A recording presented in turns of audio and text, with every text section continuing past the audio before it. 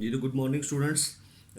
This lecture is for 8th class about English A and English B and this one is for November. And अब देख सकते हैं ये नवंबर में already आपको कंटेंट्स जो है हमने मेंशन भी किए हुए थे, आपको लिखवा भी दिए थे. यहाँ पर टॉपिक है जी, यूनिट नंबर है the English language and the lesson number is 5 the village school. इसमें से आपने क्या करना है, ये आपको हमने already, it's not a comprehension के तौर पर भी आप इसको, वैसे स्टोरी आपको मैं बता देता हूँ, ठीक है.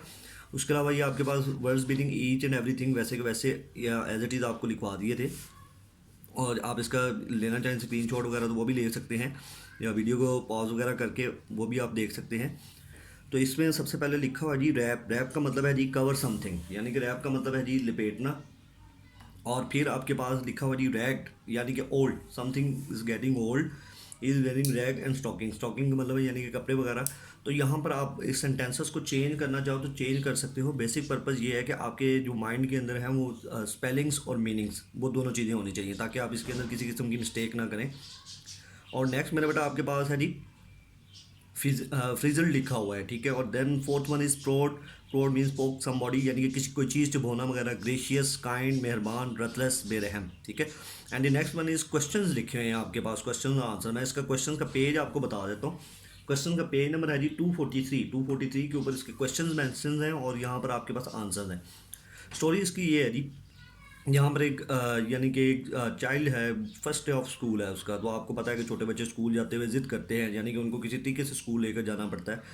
तो या 1 क्लास है या 2 क्लास है या 3 क्लास है, तो वहाँ पर बच्चे थोड़ा सा इस तरीके से ऑब्स्ट्रक्शन डालते हैं, यानी कि रुकावटें पैदा करते हैं, या हम स्कूल नहीं जाएंगे. तो यहाँ पर उनको जो है, उस बच्चे को उन्होंने इसी तरीके से एक वो यानी कि बड़ा चार्मिंग सा उसको एनवायरनमेंट बना कर दिया और कहा है कि आपके पास जो है आपको एक प्रेजेंट मिलेगा स्कूल से, एक गिफ्ट मिलेगा, तो आप स्कूल जाएं. और अदरवाइज़ आप स्कूल नहीं जाएंगे. तो यहाँ पर आपके पास है जी, ये पेज नंबर 243 के ऊपर ये लाइन में पढ़ता हूँ. Boys who don't go to school get put into boxes. उनको डब्बों में बंद कर दिया जाता है. एंड टर्न इनटू रैपिड्स, और वो गोश्त में बदल जाते हैं. And get chopped up on Sundays, और उनको टुकड़े टुकड़े कर दिया जाता है संडे वाले दिन. दे सेड, उन्होंने कहा, ठीक है, यानी कि उसके जो लवाकिन थे, जो घर के लोग थे. तो इसी तरीके से जो है उन्होंने पहले उसको यानी कि डराने की कोशिश भी की है.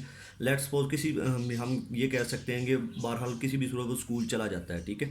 अब वो स्कूल जब जाता है तो वहाँ पर जो हमारे पास सीनियर स्टूडेंट्स हैं उनका बिहेवियर उनके साथ थोड़ा सा जो है बच्चों के साथ थोड़ा सा ठीक नहीं होता.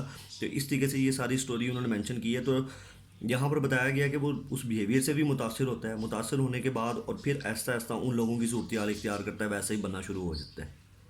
तो नेक्स्ट चीज़ आपके पास है जी, the bigger boys and girls surrounded him. उसको यानी कि घेर लेते हैं. ये यैक्ट एट हिज स्कार्फ, उसका स्कार्फ को कहना शुरू कर देते हैं. Screwed his nose and stole his potato, यानी कि लंच में जो उसको पोटैटो वगैरह जो है उन्होंने वो क्या कहते हैं रोस्ट करके दिया होता है, उसी को वो निकालना शुरू कर देते हैं, या बॉयल करके दिया होता है. नेक्स्ट आपके पास है जी, अब वो क्या कहते हैं दोबारा से स्कूल नहीं जाता.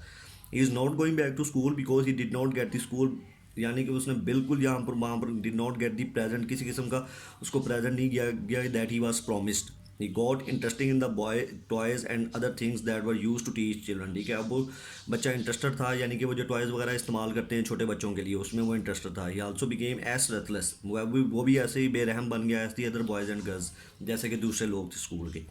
आगे है जी, लास्ट में बताया जाता है कि विलेज स्कूल के अंदर पढ़ाया क्या जाता है. Taught him to count by guiding his fingers on the counting beads, यानी कि बीड्स यानी कि उनको हाथ के ऊपर जैसे फिंगर्स के ऊपर बताया जाता है कि 1 2 3 ये वगैरह काउंट करें, तो इसी तरीके से वो काउंटिंग बीड्स जो है. और ये साइड के ऊपर आपके पास पैराग्राफ 1 है और उसके साथ में एक लिखा हुआ जी, dame teacher the woman teacher in charge of all the classes in the school. Head जिसको कहते हैं, तो वो आपके पास सेम है, उसको लफ्ज़ उन्होंने दिया है डेम टीचर, ठीक है. तो इसको भी आपने पढ़ लेना है, इसके क्वेश्चन आंसर अच्छे तरीके से पढ़ लेने हैं.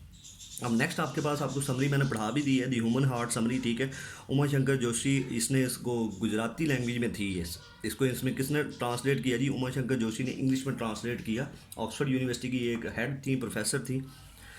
तो यहाँ पर है जी, the poem human heart is very short and interesting poem. It is a masterpiece in this poem the poet talks about the human feelings and emotion, यानी कि हमारे फीलिंग्स और इमोशन के बारे में बात की है. ऑब्वियसली जब बात ह्यूमन हार्ट की आ जाती है तो ये इसी तरीके की चीज़ें आपके पास आएंगी. लिटरेचर है. He says a harsh world अब दो चीज़ें हैं इसके अंदर, दो लाइनें सिर्फ। एक हार्श वर्ड है, वो किसी नुकसान भी पहुंचा सकता है, किसी का दिल तोड़ भी सकता है। और एक नरम जो है, हम कहते हैं कोई हमारे सॉफ्ट वर्ड्स हैं, वो लोगों को यानी कि अपनी तरफ माइल भी कर सकते हैं, अटैक भी कर सकते हैं। तो ये तो नवंबर की वर्किंग है मेरा बेटा आपके पास, इसको अच्छे तरीके से आपने लर्नअप करना है, राइट डाउन कीजिएगा, ठीक है। तो इसी तरीके से बार बार इसको पढ़िएगा ताकि आपको ये चीज़ें अच्छे तरीके से याद हो जाएँ।